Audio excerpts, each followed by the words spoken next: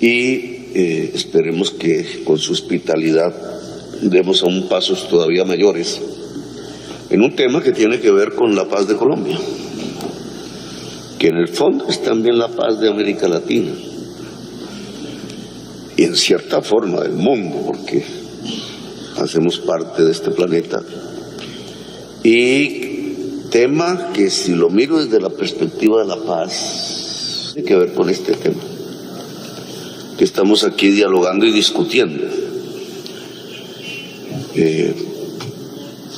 Le agradezco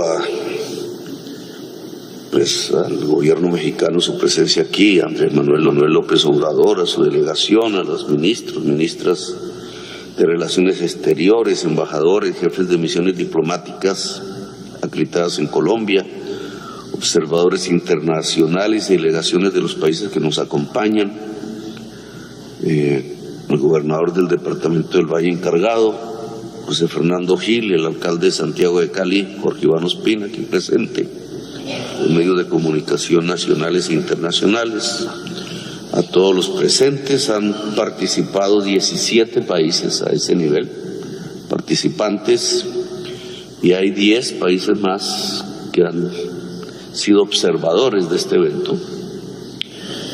Este evento que el presidente Andrés Manuel López planificamos un poco, ideamos en México, cuando fui allí en la visita, tiene un propósito.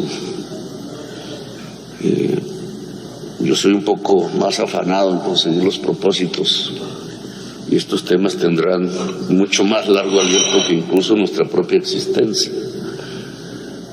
Pero tiene un propósito, y es que América Latina hable por sí misma y no repita los discursos oficiales del poder mundial. En este tema específico, que podamos, a partir, porque hemos vivido la experiencia, la estamos viviendo, de estos 50 años en el caso de Colombia, que es por donde comienza este problema, que ahora es un problema americano, en todo el sentido de la palabra, de las Américas. Pero tenemos esa experiencia de 50 años, una experiencia sanguinaria y feroz. Y se empieza a repetir desde hace algunas décadas en otros países, México. Por eso, quizás el hecho de que sea Colombia y México los citantes de esta reunión tiene un sentido, un valor en el planeta Tierra, en la humanidad. Porque nosotros somos las mayores víctimas de esta política. Y empiezo por subrayar la palabra víctimas, no victimarios. En los 50 años nos han señalado como victimarios. Y ha sido tanto el temor ante el poder mundial de nuestras capas dirigentes de la política, que entonces lo único que hemos hecho es, de una manera vergonzante, porque sabemos qué pasa en nuestros países. Hay un dicho popular en Colombia que es ser más papistas que el Papa. Es decir, repetir el discurso oficial de la lucha o de la guerra contra las drogas durante 50 años. Repetirlo y repetirlo, porque creemos que si nos separamos una coma de él, que si decimos, oiga, esperen, ustedes no tienen razón, señores de la Unión Europea, o señores de Naciones Unidas, o señores del gobierno de los Estados Unidos, o señores del gobierno ruso, no tienen razón, entonces nosotros mismos no lo decimos, nos autocensuramos, porque le tenemos temor a que nos digan que es que estamos aliados con el narcotráfico. Claro, como aquí se produce la mayor parte de la marihuana y de la cocaína, que durante estos 50 años señalaron el curso fundamental en el tiempo de la llamada guerra contra las drogas. Entonces nos da miedo a decir, oiga, lo que ustedes que tienen la mayor parte de los consumidores de esas drogas en sus sociedades, nos da miedo decirles que están equivocados. Y repetimos un discurso oficial que, si fuese por simplemente las palabras, pues sería de pronto hasta inocuo, pero resulta que tiene unas consecuencias dramáticas en nuestras propias sociedades. Y que nuestro silencio en estos 50 años ha sido cómplice con un genocidio en nuestros países. Porque eso es lo que ha provocado la política oficial de guerra contra las drogas en nuestra América Latina. Un genocidio.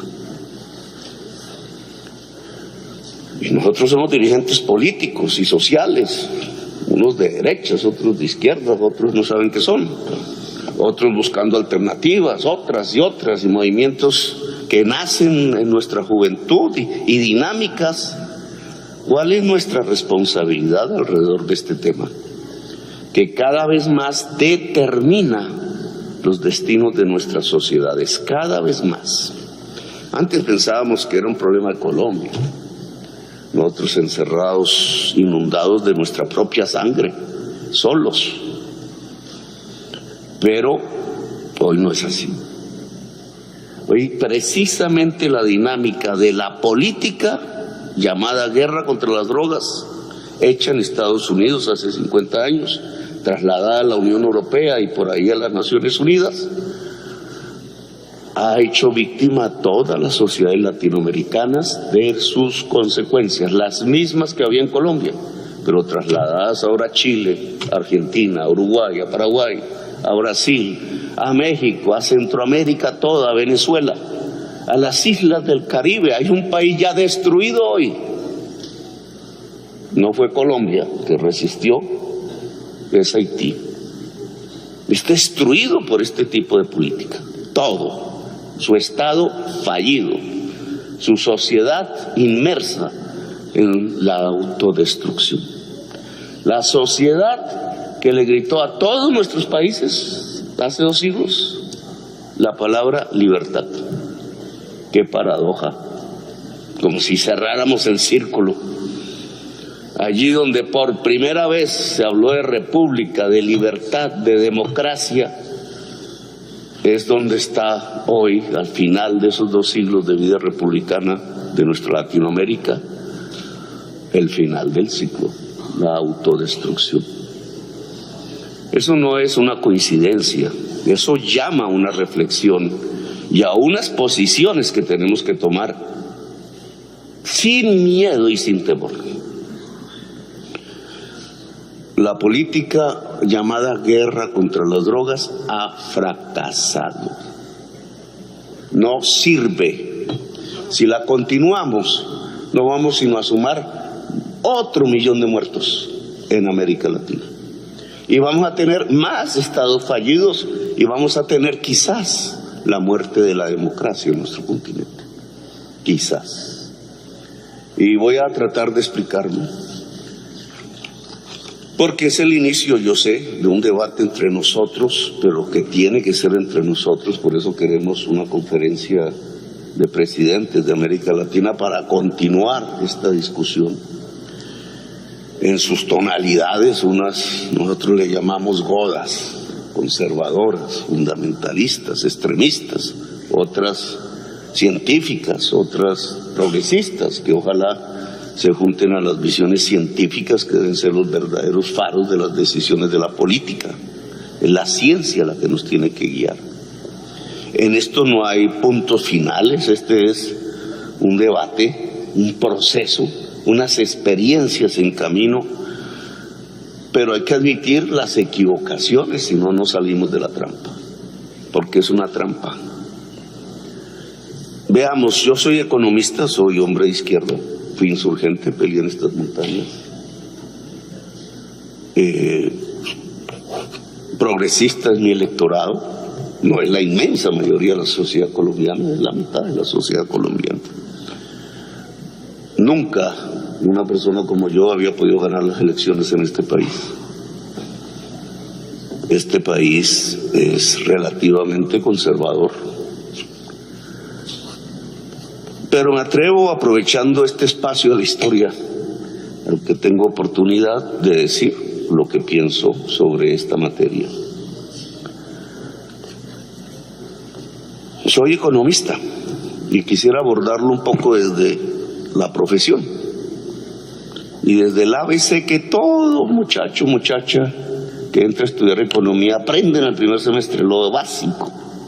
No hay que ser un experto. Las drogas son un mercado. Miren qué mercado, ¿no?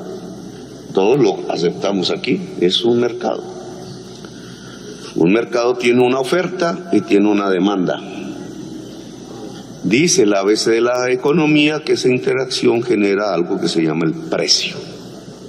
ABC, nada nuevo bajo el mundo, consenso en el pensamiento económico. Entonces, ¿qué hacemos frente al mercado de las drogas? Tesis: deberíamos reducir la demanda. Dice Juan B. Seix, padre de la economía, toda oferta crea su propia demanda, o al revés, toda demanda crea su propia oferta. ¿Cómo se reduce la demanda en un mercado? De primerazo alguien diría, pues, elevando el precio. Entre más elevado el precio, menos demanda hay. Esa es una tesis. Más o menos, si se dan el café, se dan estos dulces, se dan las guayaberas que me regala el presidente, se da en los aretes, se da en las camisas, pantalones, en toda mercancía. ¿Cierto? Si se reduce la demanda, ojo, se reduce el precio. Si aumenta la oferta, se reduce el precio. ¿Estamos? Si aumenta la demanda, aumenta el precio, como el pan. Entonces, si nosotros reducimos la demanda de las personas que consumen estas sustancias, sin decir si es bueno o mala, sino si reducimos la demanda, ¿qué sucedería en el mercado de las drogas? Se cae el precio. Y si se cae el precio, ¿quién se enriquece?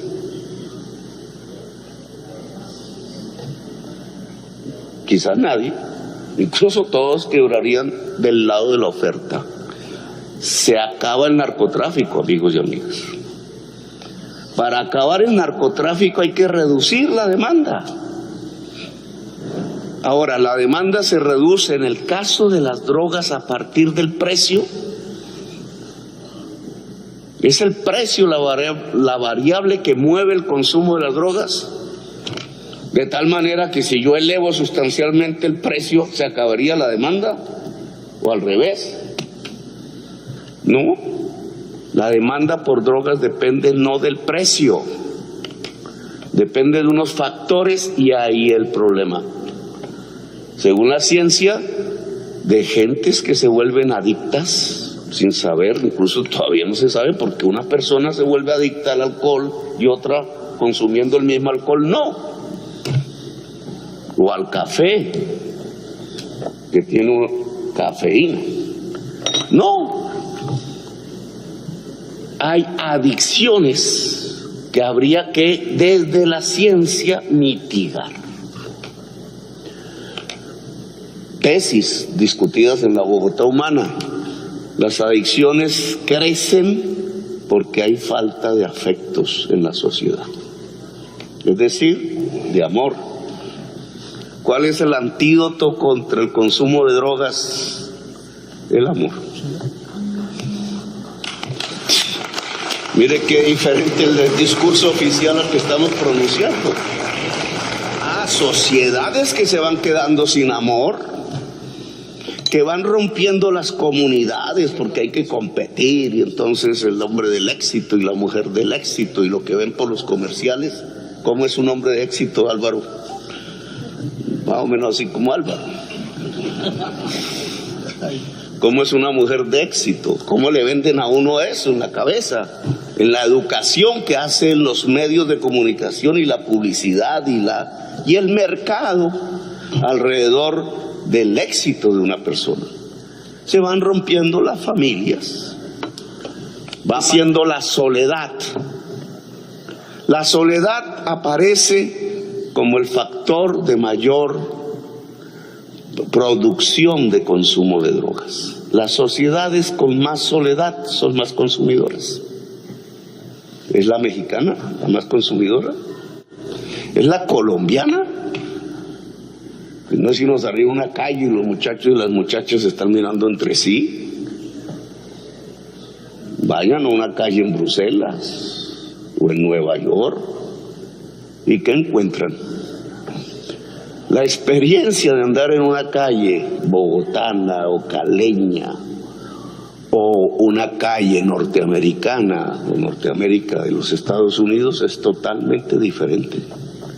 Y no es simplemente por culturas, es porque así lo produjo un sistema económico. Antes los franceses bailaban alrededor del vino, que es una droga. Y sus fiestas eran enormes en los pueblos franceses. Hoy no hay sino soledad. El capitalismo, en su fase más tardía, llevó a las sociedades que hoy consumen drogas a la soledad y por eso consumen drogas. La droga reemplaza la falta de afecto y la soledad. Pero esto no se puede hablar entonces. ¿Por qué?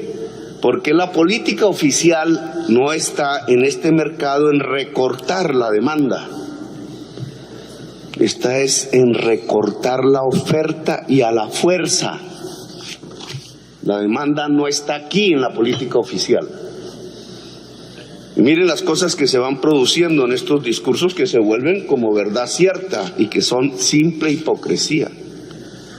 Recortar la oferta por decreto y usar el Estado para acabar la oferta. Esa es la guerra contra las drogas.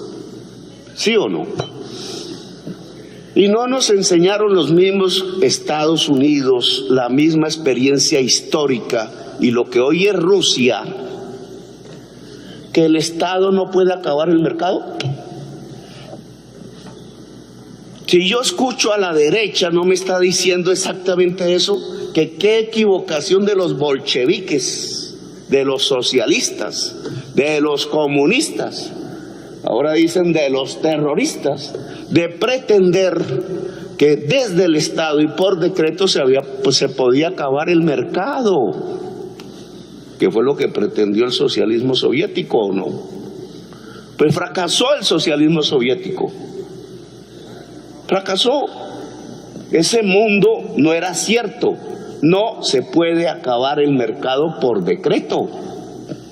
No se puede con el Estado acabar el mercado subsiste. Lo cual significa que el socialismo no se construye desde el Estado. Pero bueno, esa es otra discusión.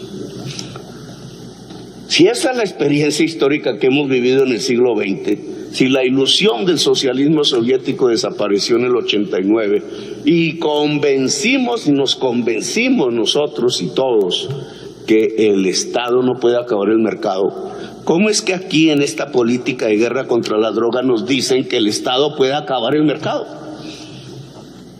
¿No es una contradicción en los términos?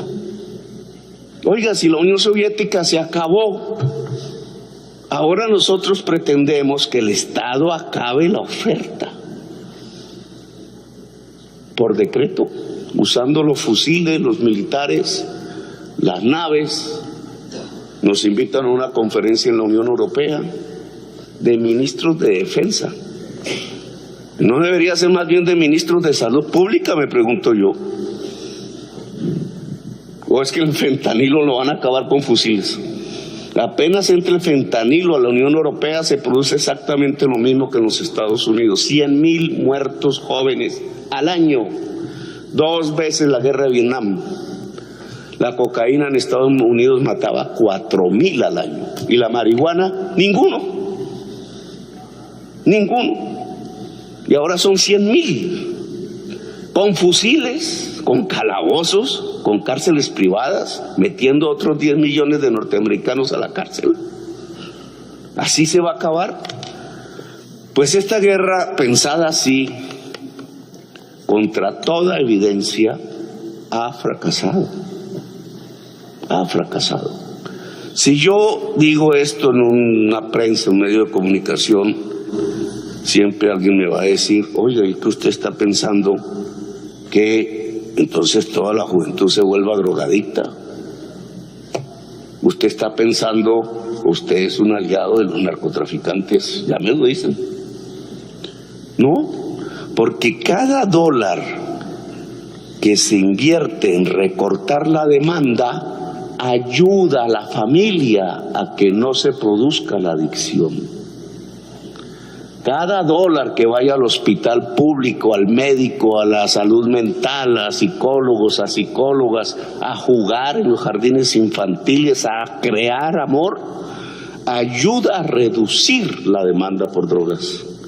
Pero cada dólar que se dedica a recortar la oferta, hace crecer el precio. Y si crece el precio, los narcotraficantes tienen más dinero para comprar fusiles, para comprar vehículos blindados, para comprar misiles, para comprar políticos, para comprar senadores, para comprar generales, para comprar jueces, para comprar presidentes. Y entonces aquí está nuestra historia latinoamericana reciente. Si cogemos todos los presidentes y políticos que han sido puestos presos y condenados por sus relaciones con el narcotráfico en todos nuestros países, encontraríamos que todos repetían el discurso oficial de la guerra contra las drogas. Más papistas que el Papa. Hipócrita. Aquí en Colombia ordenaban fumigar decenas de miles de campesinos con un veneno que se llama glifosato. Sus bebés, sus perros, sus familias, sus cultivos de pancoger, todo. Porque así se combatía el narcotráfico, decían. Ordenaban ir a los campos y el que tuviera un campo de hoja de coca, capturarlo y meterlo en la cárcel, 25% de los presos. El que vendía droga en un barrio, cogerlo preso, generalmente un joven, y a la cárcel. Y el que consumía, a la cárcel, cualquiera que fuese la cantidad de droga que tuviera en un bolsillo. Una guerra entre la policía y la juventud civil en los barrios populares, una guerra visible, todos los días, todas las noches. Y ese mismo político que ordenaba hacer eso, se abrazaba en la noche en los clubes con el más grande narcotraficante de Colombia. Yo afirmaba en mis discursos, los senadores de la República hacían por las mañanas las listas de quienes iban a ser asesinados y por las noches hacían leyes de la República. El 35% del Senado de la República en la época paramilitar era aliado de los paramilitares, que era la organización narcotraficante más grande del mundo. 35% del Senado de la República, todo fue a parar a la cárcel. Estados que se van volviendo narcoestados. Ese es el producto de la guerra contra las drogas.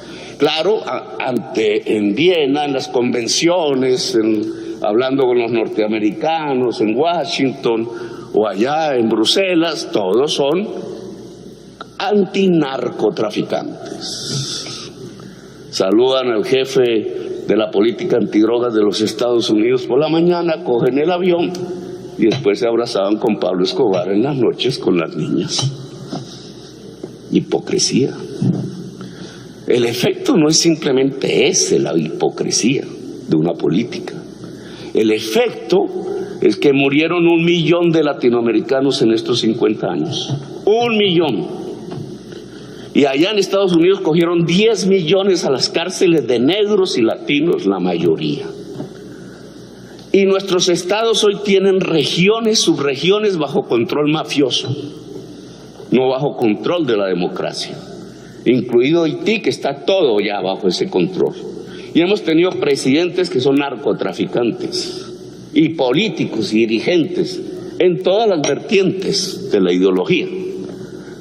Y el culpable ha sido el campesino, el humilde. Y los hemos llevado a la cárcel y les hemos bombardeado sus cultivos. Y en Colombia hay una guerra eterna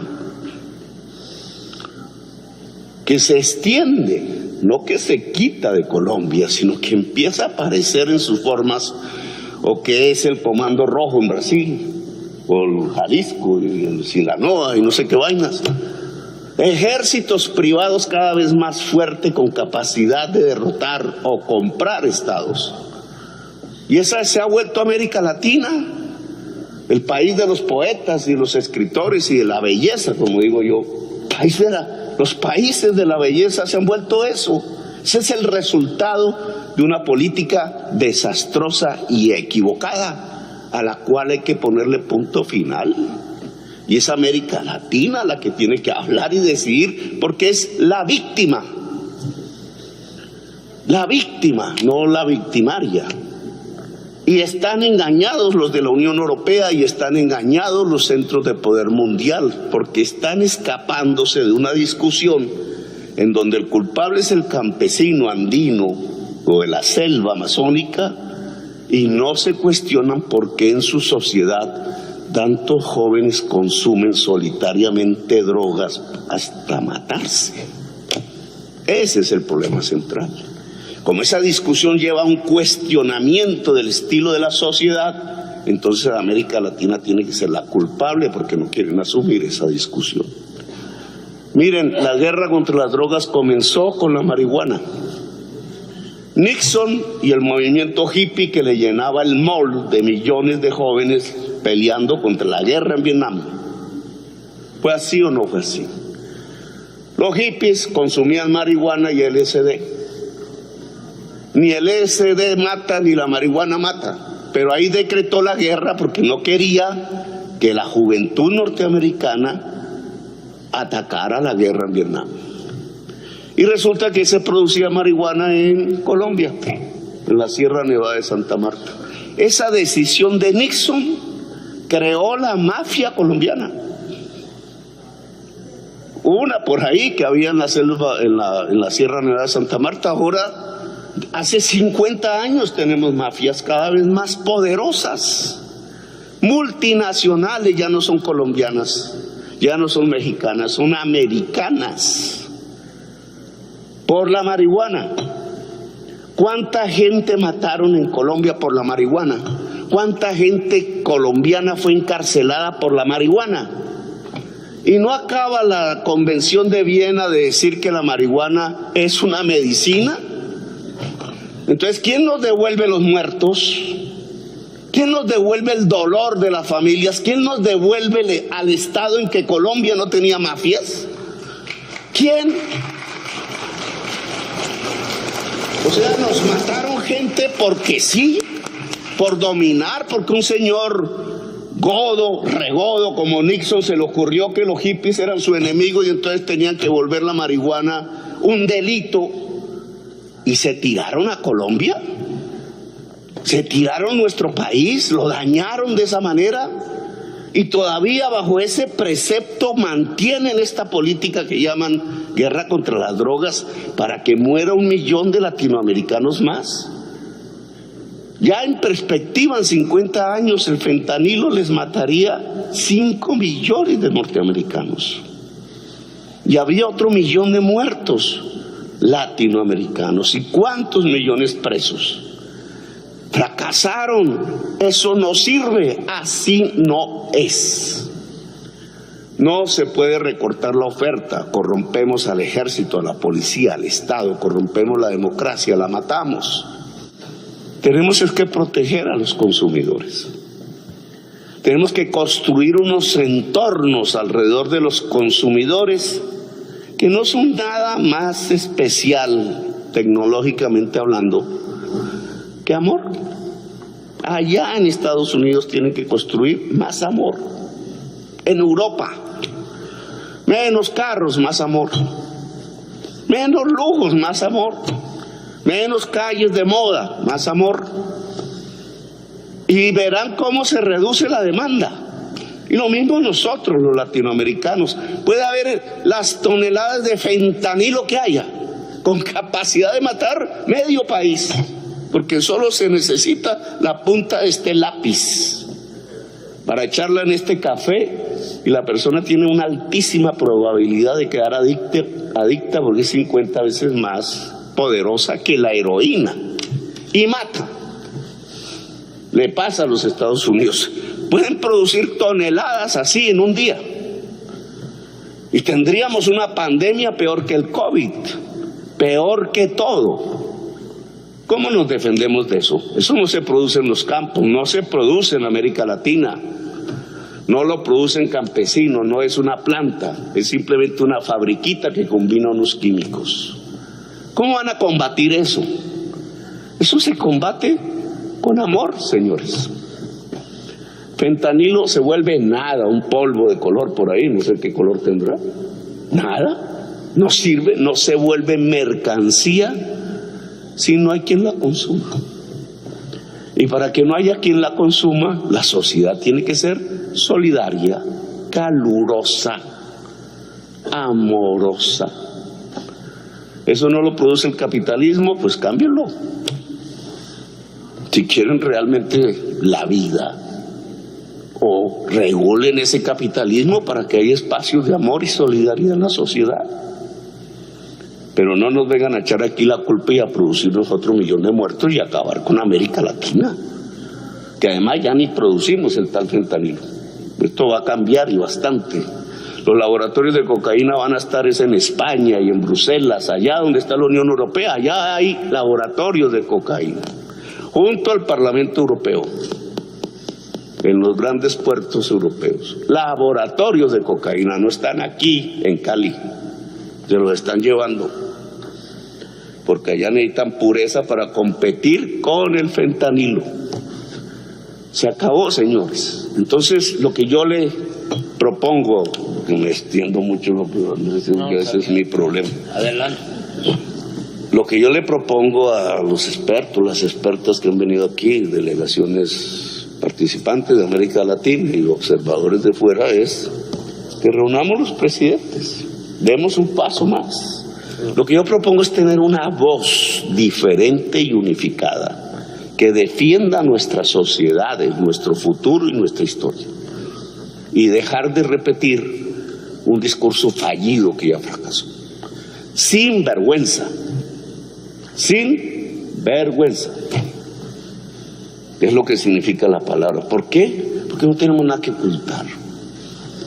Porque los que han cometido los errores no somos nosotros realmente. Los que hemos puesto la sangre somos nosotros. Los que hemos puesto el dolor somos nosotros. Los que nos han destruido la belleza somos nosotros. La ilusión somos nosotros.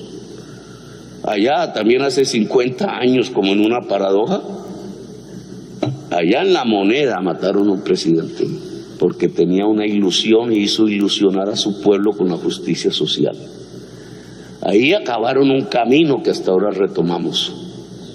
Por eso mañana estaremos allá para decirle al pueblo latinoamericano que es el momento de reconstruir la ilusión y la esperanza, y no es repitiendo guerritas y guerras tan sanguinarias y feroces y tan equivocadas como la mal llamada guerra contra las drogas, mirando las drogas como un problema militar y no como un problema de salud de la sociedad.